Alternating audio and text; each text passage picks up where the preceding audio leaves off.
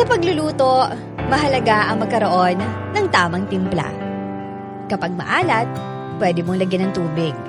Kapag matabang, nandyan ang asin. Kapag gusto mo ng mas malasa, nandyan ang mga herbs and spices. At sabi nila, ganun din daw sa pag-ibig. Masayang buhay kapag tama lang ang timpla. Pero ang tanong, paano nga ba magagawa yun? My name is Baby, 28 years old from Antipolo. 1 taon pa lang kami ng boyfriend kong si Ronnie that time. Kaya halos lahat magical. Well, for me. Dahil itong jowa ko, parang wala man lang romantic na DNA sa katawan. Hindi marunong magselos. Hindi ganun ka-sweet. Hindi vocal sa nararamdaman. In short, kulang sa tamis.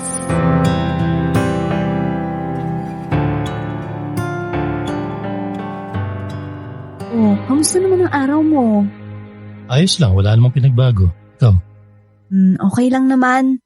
Maliban sa isa. Naalala mo yung kinukwento ko sa yung katrabaho ko, si Elmer? Oh, bakit? Ay, ayun.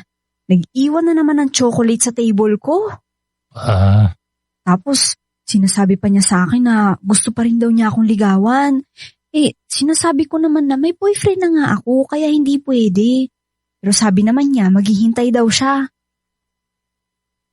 Uy, nakikinig ka ba sa akin? Oo. Bakit wala ka man lang reaksyon? Ano bang gusto mong reaksyon ko? Hindi ka man lang ba magseselos o maiinis? May ibang lalaki pumuporma sa akin. Ano ka ba? Ano naman? So, ayos lang sa'yo na agawin ako ng iba? Bakit? Magpapaagaw ka ba? Hindi. Pero magselos ka naman. Kilala mo ako. Hindi ako selosong tao. Hindi ka man lang ba nababahala na baka may magustuhan akong iba? Hindi. Kapag nangyari yun, edi ibig sabihin, hindi tayo para sa isa't isa. Ganun lang kasimple yun. So, ayos lang sa'yo na magkahiwalay tayong dalawa? Hindi mo man lang ba ako ipaglalaban? Bakit ko ipaglalaban yung isang tao na alam ko naman na akin talaga? Saka kung ayaw mo na sa akin, gusto ka ng iba, edi okay. Alam mong hindi ako mapilit na tao. Ay, ano ba naman yan? Hindi ko naman inakala na magkakajowa pala ako ng isang robot? Wala ka man lang emosyon. Yan ang mahirap sa inyong mga babae. Hindi lang nagsiselos, wala nang emosyon agad. Robot na. Hindi ba pwedeng hindi lang talaga ako natatakot na maagaw ka? Kasi alam kong hindi ka naman magpapaagaw. Kasi mahal mo ako. Ikaw bumabawi ka. Tingnan mo to, parang sira.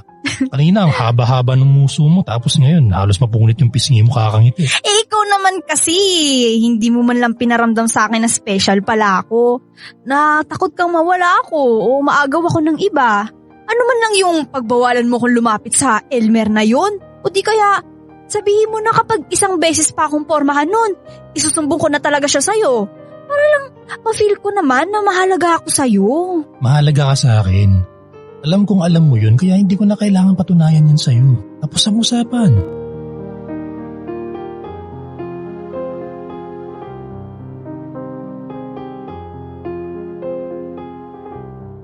Alam ko naman na mahal ako ni Ronnie.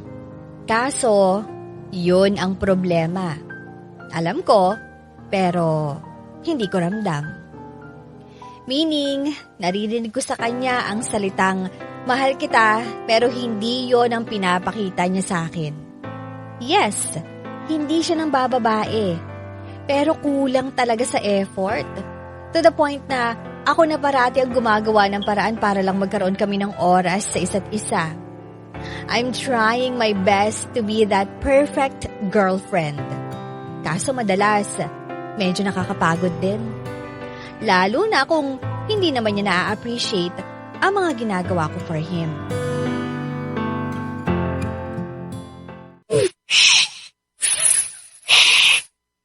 Ayan, malaki na. Oh.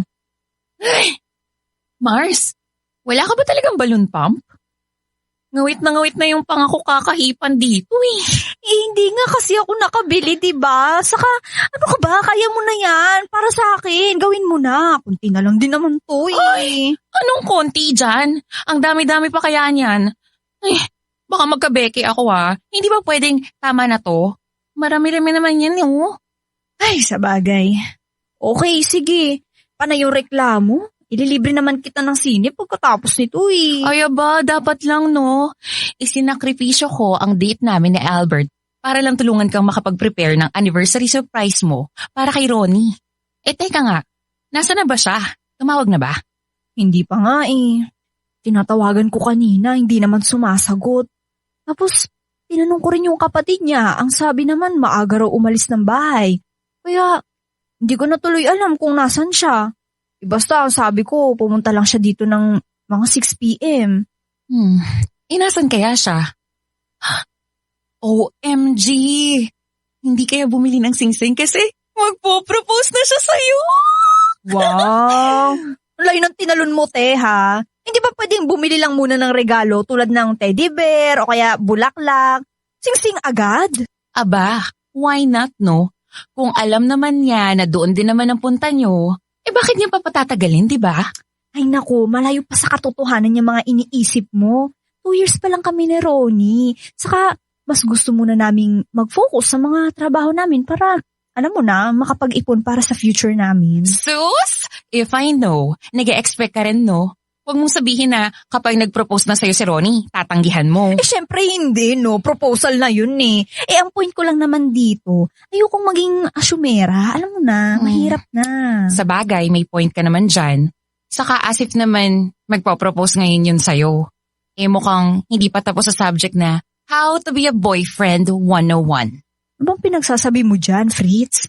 Bakit kaya ng boyfriend ko si Ronnie? We, di ba nga parang hindi naman? 2 Valentines na siyang walang paandar sa'yo. Kapag nagde-date kayo, pare-parehas lang yung mga pinupuntahan nyo. Hindi pa nga kayo nakakapag out of town Nagtitipid nga kasi kami. Sos, ang sabihin mo, parating kulang ang effort ni Ronnie sa'yo. At dahil napupunan mo yung mga pagkukulang niya, kaya hindi masyadong halata. Ang nakikita ng iba, masaya kayong dalawa. Pero ang totoo, ikaw lang naman ang gumagawa ng paraan para mag-work ang relationship nyo. Ang dami mo namang sinasabi. Tulungan mo na lang kaya akong magkabit ng mga lobo dito. Ay, akala ko makakapagpahinga na tayo Ay nako. Uy, yung phone mo nagre-ring. Sis, yung phone mo nagre-ring. Oo, ito na, sasagutin ko na nga. Baka si Ronnie to eh. Si Ronnie na. Hi, Han. Buti naman na tumawag ka na. Kanina pa kita tinatawagan pero hindi ka naman sumasagot. Nasaan ka na ba? Natanggap mo ba yung text ko? Oo, natanggap ko pero hindi ako makakapunta mamaya Nandito ko kay na Mark. Tinutulungan ko siyang mag-renovate. Ay, ganun ba? Mamayang 6 p.m. pa naman tayo magkikita May pupuntahan din kami mamaya. Bukas naman tayo magkita. Sige na, hinahanap mo nila ako Bye. Han, Ano? Hindi makakarating hindi raw. Sinasabi ko na nga ba? Binati ka naman ba? Hindi rin. Mukhang nakalimutan niyang ngayon yung anniversary namin. Ano ba namang klaseng boyfriend niyang si Ronnie? Yan yung number 1 rule. Bawal makalimot sa mga importanteng araw. Lalong-lalo na yung anniversary. Sayang naman tong mga ginawa ko. O ano? Babaklasin na ba natin to? Huwag muna. Baka magbago pa yung isip nun at saka baka biglang dumating dito. Baka nawala lang sa isip niya na anniversary namin. Tapos, malay mo, maalala niya ulit, di ba? Ay, ang tanga. Uy, anong sinabi mo? Wala. Sabi ko nagugutom na ako. Tara na, kain na tayo.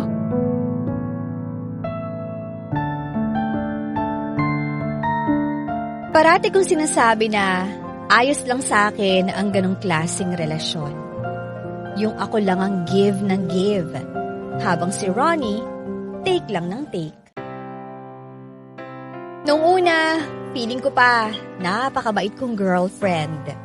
Pero habang tumatagal, napapaisip ako na, teka lang, parang may mali yata. Parang hindi yata ganito ang klase ng relasyon na gusto ko. Pasensya ka na Han, hindi na ako nakapagluto kaya ito, puro take out na lang tong dala ko. Masarap naman to promise. O sige na, kumain ka na ha. Di ba may pupuntahan kayo na ate mo ngayon? Ba't pumunta ka pa dito? Yung pinsan ko na lang ang pinasama ko sa kanya. Sabi ko kasi pupuntahan kita kaya pumayag naman siya. Hindi naman kailangan eh.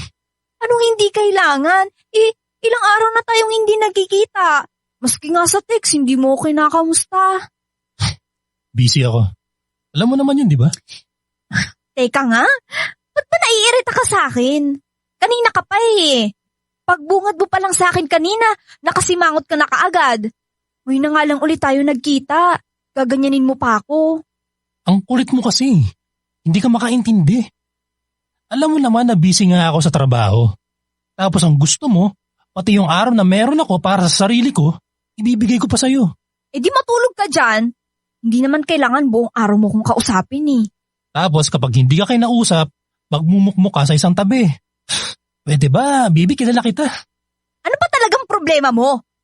Parati mo sa akin binubunton niyang init ng ulo mo. Wala naman akong ginagawang masama. Ikaw na nga tong walang oras sa akin. Ikaw pa tong madalas magalit. Ewan ko, hindi ko alam. Anong hindi mo alam? Ano ba talagang nangyayari sa'yo, Ronnie? Akala mo ba hindi ko napapansin yung mga pagbabago mo? Na parang habang tumatagal, nawawalan ka na ng gana sa relasyon natin? Paano kung sabihin ko sa'yo nagsasawa na nga ako? Tigilan mo na ba ako dyan sa kakulitan mo? Anong sabi mo? Hindi ko alam kung kailan to nagumpisa. Basta dumating na lang isang araw na naayos lang sa akin kung hindi tayo magkita. Ang bilis kong mainis sa'yo. Na kapag hindi ako nakakatanggap ng text mula sa'yo, pakiramdam ko ang tahitahimik ng mundo ko. Teka. Ano bang ibig sabihin yan? Pwede bang diretsuhin mo na ako, Ronnie? Baby, parang nawawala na yung pagmamahal ko para sa'yo Hindi mo na ako mahal? Parang ganun naman. Paano nangyari yun? Ano yun? Isang araw nagising ka na lang tapos na-realize mo hindi mo na ako mahal? Ewan ko. Siguro hindi ko alam. Basta yun ang nararamdaman ko. Hindi nalilito ka lang, alam mo. Baka stress ka lang. Baka stress ka sa trabaho mo o baka naman may iba ka na. Yun ba yun? May iba ka na bang mahal? Wala akong iba. Bakit nagkakaganyan ka kung wala ka naman palang iba? Hindi naman ako magagalit Basta magsabi ka lang ng totoo. Ano? Sino ba siya? Sino ba yan? Kilala ko ba yan? Katrabaho mo ba? Kaibigan? Wala nga. Walang iba. I'm sorry pero kaysa masaktan pa kita lalo, mas maganda kung tapusin na lang natin to. Sandali lang, Ronnie. Bakit mo ba ako ihiwalayan agad? Hindi mo man lang ba ako bibigyan ng chance para maayos to? Bakit mo ako iiwan? Dahil ayoko masaktan pa kita lalo. Ayoko mas lalo ko pang umasa kaya tapusin na lang natin to ngayon. Huwag mo na aksayin pa ang oras mo sa akin dahil wala na akong may bibigay sa'yo. Baby, I'm sorry.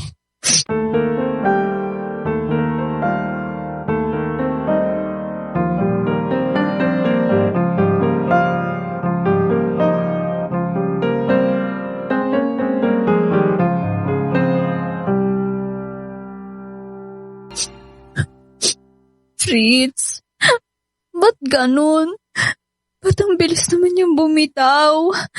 Hindi man lang niya ako binigyan ng pagkakataon para maayos yung problema namin. Ay, ikaw kasi. Matagal ko nang sinasabi sa'yo na sukuan mo na si Ronnie. Nagmumukha ka ng tanga sa paningin niya. Habol ka ng habol sa kanya tapos siya, ayaw naman niya magpahabol sa'yo. Alam ko kasing kaya pa Alam ko stress lang siya sa trabaho. Tapos, 4 na taon yung relasyon namin, Fritz. Sa tingin mo ba, basta-basta na lang akong susuko? Siyempre hindi. Ipaglalaban ko yung pinagsamahan namin. Pero sis, aanhin mo yung tagal ng relasyon kung hindi ka na mahal. Anong gagawin ko? Anong gagawin ko ngayon? Hindi ko to kaya. Hindi ako sanay na hindi ko kasama si Ronnie. Ano ka ba? Kaya mo yan. Ang dami-dami pa naman dyan, oh. Huwag mong aksayahin yung oras mo sa isang tao na ayaw na sa'yo. Ayoko sa iba. Gusto ko kay Ronnie lang ako. Siya lang naman yung nagmahal sa akin eh. Siya lang yung mahal ko. Mali ka dyan. Meron pa kayang iba? Busy ka lang kasi dun sa isa kaya hindi mo napapansin. Kung ako sa'yo, manahimik ka na lang sa isang sulok at tanggapin na wala na kayo. Sa madaling salita, mag-move on ka na. Paano ko naman gagawin yun? 4 na taon ng buhay ko yung binigay ko sa kanya. Hindi ako sanay na wala siya. Ano ka ba? Masasanay ka rin. Isipin mo na lang lahat ng pagkukulang niya sa'yo. Sa loob ng 4 na taon, ikaw nga lang yung parating nag-e-effort eh. So sa tingin ko, oras naman para hintayin mo yung lalaking mas mahal ka. Hindi yung mas mahal mo.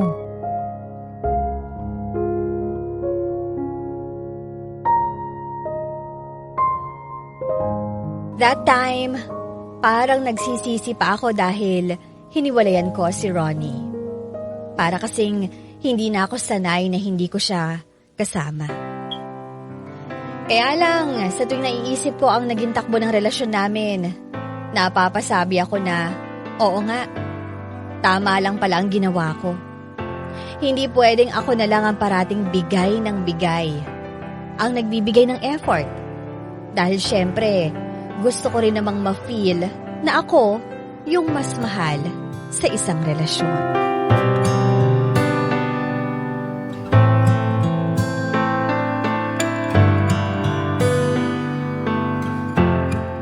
Ginawa ko ang lahat para maka-move on. And after a year of being single, may bagong pumasok sa buhay ko. Si June. Siya ang kabaliktaran ni Ronnie. Sobrang bait, sobrang maalaga, sobrang malambing, at sobrang mahal ako. Kaya sabi ko, mukhang sa pagkakataong to, naka-jackpot na yata ako sa pag-ibig. Hi, love. I miss you. Miss mo ako agad? Nagkita naman tayo kahapon. Namimiss kita every second, every minute, and every day. Ang corny-corny mo? Pumasok ka na nga. Ang aga mo naman yata ngayon. Akala ko ba mamaya ka pang lunch dadating? Excited na kasi akong puntahan ka eh. Pero nagdala ako ng lunch natin. Paborito mo naman ang inihaw na manok, di ba? Oh, ito. Nagdala ako. Ay, may toyo at sili na rin dyan. Thank you ah. Halika na, tara kain na tayo. Ako na mag-aayos. Sumupo ka na dyan. Ay, oo nga pala. Anong oras ka nakauwi kagabi? Hindi mo na kasi sinagot yung mga tawag ko eh. Ay, sorry. Pag uwi ko kasi, nakatulog na ako kaagad. Kaya, ayun, hindi ko na narinig yung cellphone ko. Mag-aalas 11 na yata yun eh. Alas 11? Ba't hindi mo ko tinawagan? Di sana nasundo kita. Ayos lang. Nag-taxi naman ako eh. Kahit na. Alam mo naman na sa panahon ngayon wala nang safe. Paano kung hinuult up ka pala ng taxi driver na yun? O di kaya dinala ka sa madilim na lugar, tas may ginawang hindi maganda sa'yo. Naiisip mo ba yun, ha? Alam mo, masyado kang paranoid. Sanay naman ako umuwi ng ganong oras. Wala pa rin namang nangyayari sa akin na masama. Okay. Ganito na lang, ha? Sa susunod, tatawagan mo ko kung nasaan ka at anong oras ka uuwi para masundo kita. John, hindi na ako bata para ihatid sundo mo. At saka isa pa, may mga ginagawa ka rin at ayaw kitang istorbohin. Kahit ano pang ginagawa ko, ititigil ko yun para sa'yo dahil ang gusto ko, safe ka lagi. Paano yan? Nagpaplano kaming mag-hiking ni na Fritz. Hindi ka rin ba papayag? Hindi. Baka maaksidente ka lang. Baka mamaya yan makagat ka ng ahas. O di kaya mahulog kung saan-saan. Delikado yun. Buti sana kung kasama mo ko, yun, okay yun. Di sumama ka na lang. Hindi ako mahilig sa mga ganun eh. Alam mo, magdagat na lang kayo para makasama ako. Sige na please. Ay. Kahit ngayon lang, payagan mo na ako. Matagal ko nang gustong gawin yun eh. Kapag sinabi kong hindi, hindi pwede, hindi pwede, okay? Ay, sige na nga. Kakainis naman. Oo. Huwag ka lang magalit. Gusto ko lang na parati kang safe. Yun lang naman yun eh. Kaya ko naman yung sarili ko. Hindi naman ako bata. Alam ko naman yun, pero ayoko lang na mapahama ka. Oo. Sige na. Huwag na magalit, ha? Gusto ko nga kasing mag-hiking. Payagan mo na kasi ako. Ay, no. Okay, sige. Pwede ka na mag-hiking. Talaga? Thank you, love. Ay, teka. Ba't ka pala pumayag? Kasi sasama na ako. Akala ko ba ayaw mo? Para sa'yo. Gugustuhin ko. Mas makakampante ako kapag nakikita kitang safe. Kaya sige na. Okay na, sige. Sasama na ako. Aww, sweet mo naman. Mwah! I love you.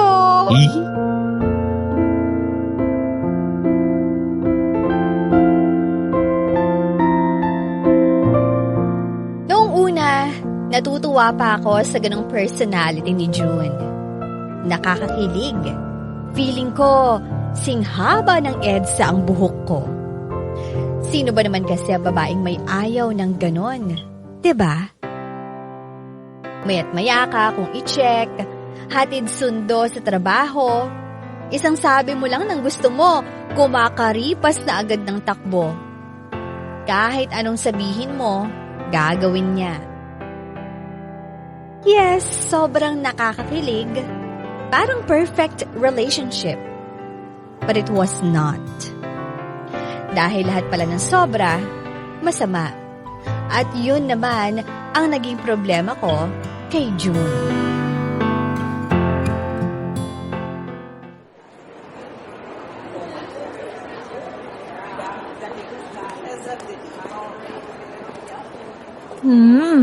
Himala at hindi mo kasama ngayon si June? Busy kasi siya. Tsaka, may kailangan yata silang asikasuhin sa office. Tsaka okay na rin to. Alam mo, nakakasawa rin kasi minsan na yung parati ko siyang kasama. Alam mo yun? Okay lang ba kayong dalawa? Oo naman, okay naman kami. Sadyang, alam mo, napapagod ako minsan kay June. Napapagod ako in a way na ang clingy niya masyado. Yung gusto niya parati akong nag-a-update sa kanya. Araw-araw kami magkikita, ganon. Tapos, kapag kami yung magkasama ni Piso, ayaw niya akong gumastos. Oo. Anong problema dun? Ang swerte mo nga't ganyan yung boyfriend mo eh. Alam ko naman yun. Pero, alam mo, nasusobrahan naman ako ngayon. Alam mo yun, dati parang halos walang atensyon, pero ngayon parang nalulunod naman ako sa pagmamahal niya sa akin. Ayan, tulad niyan. Tumatawag na naman siya. Teka ha, sasagutin ko lang to. Sige, Kasi sige. matataranta to kapag hindi ko to sinagot eh. Sagutin mo na yan. Hi, love. Hi, love. Nasaan ka? Ito, nasa mall lang ako. Kasama ko si Fritz. Nakakainip na kasi sa bahay eh. Kaya saang mall? Yung malapit sa bahay, yung parati natin pinupuntahan. Nasaan kang banda? Pupuntahan kita. Tapos na ako rito sa office. Aha? Kasama ko si Fritz ngayon. Itong sama doon, hindi sasama na ako sa inyo. Ba't di ka na lang umuwi? Magpahinga ka. Alam ko naman na napagod ka sa trabaho. Ayos lang. Hindi rin naman kasi ako makapagpahinga sa bahay. Ang init eh. Sige na, tsaka gusto rin kita makita ngayon eh. Nasaan ka? Nasa department store ka ba? Oo, namimili lang ng pwedeng bilhin na bagong make-up. Sige. Hintayin niyo ako dyan, ha? Paalis na ako. Bye.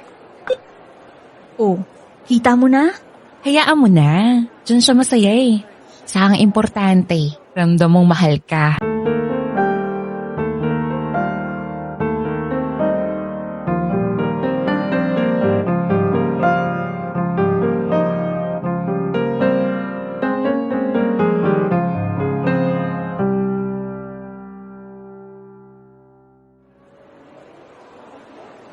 Love, nandito ka lang pala. Akala ko nandun ka sa kabilang dulo eh. Oh, nasa si Fritz. Ayun, nauna na. Oh, yan ba yung mga bibilhin mo? Oo, luma na kasi yung iba kong mga lipstick saka blush on eh. Walang problema. Sige, ako na magbabayad niyan. Hindi na. May pera naman ako. Hindi, sige na love. Ako na ang magbabayad, ha? Teka, ano yan? Ba't naka-shorts ka lang? Dahil gusto ko? Bakit? Pangit ba? Ay, nako. Diba, sinabi ko naman sa'yo na ayoko nagsusuot ka ng ganyan. Baka mamaya bastusin ka ng ibang tao dahil dyan. Ano ka ba naman? Hindi naman ganun kaigsi At saka, kaya nga shorts, di ba? Ibig sabihin, maigsi talaga. May nakita ka na bang shorts na hanggang lagpas tuhod ang haba? Kahit na. Mas gusto ko kapag nakapantalong ka. Alam mo naman ng ibang mga lalaki ngayon. Makakita na ng babae maikli ang suot. Mambabastos na agad. May kilala akong ganyan. Ano ba naman yan? Pati ba naman yung pananamit ko? Papansinin mo. Pinoprotektahan lang kita. Basta, sa susunod ha, huwag kang magsusuot ng ganyan. Ayoko, okay?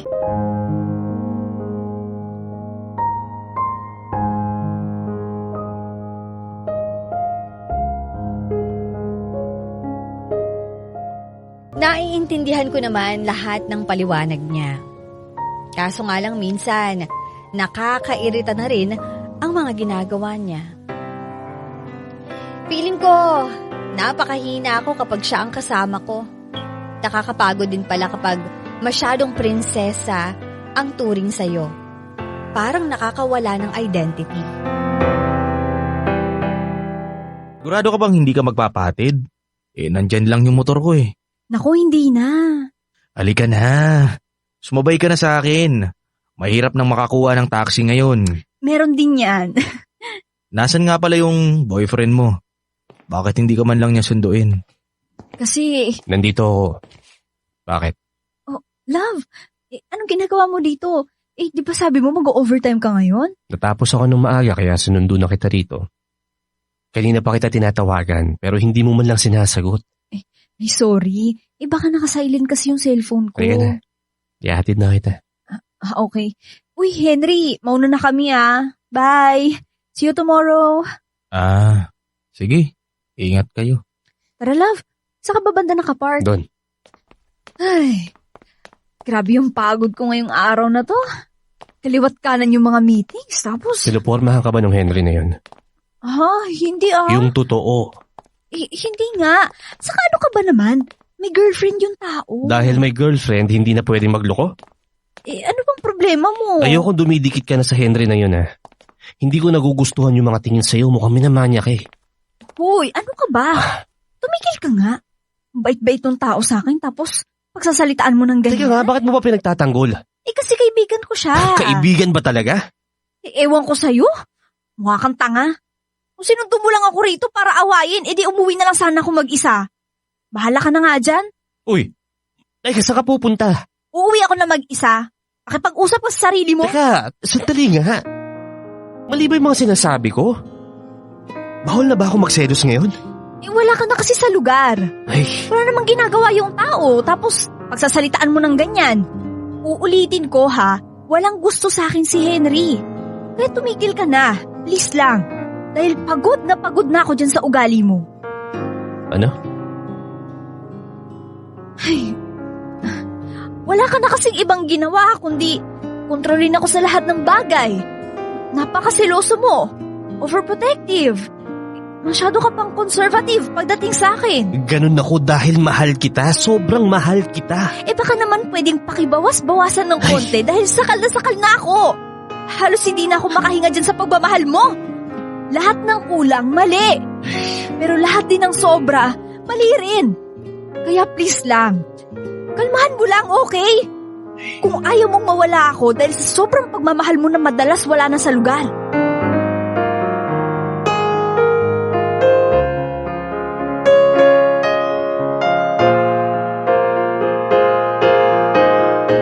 Alam niyo mga idol, hindi ko talaga alam kung ano pa ba ang pwede kong gawin. Kung ano ang ikinakulang noon, yun din naman ang ikinasobra ngayon.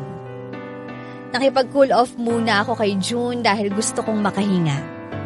Kahit sandali lang.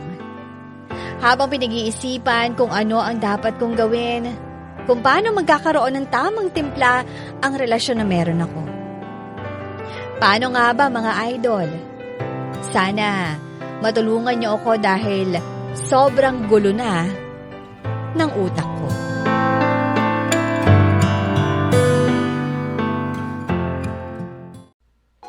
Idol, May kwento ka bang nakakakilig? O di kaya naman may kurot sa puso?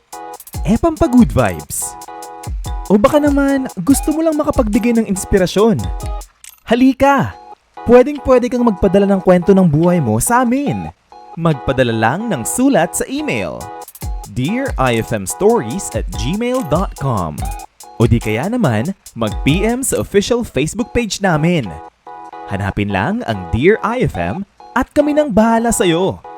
Malay mo, kwento mo na pala ang susunod na mapapakinggan. Ano pang hinihintay mo? Ikwento mo na yan dito sa amin sa Dear IFM, kung saan una ang kwento mo.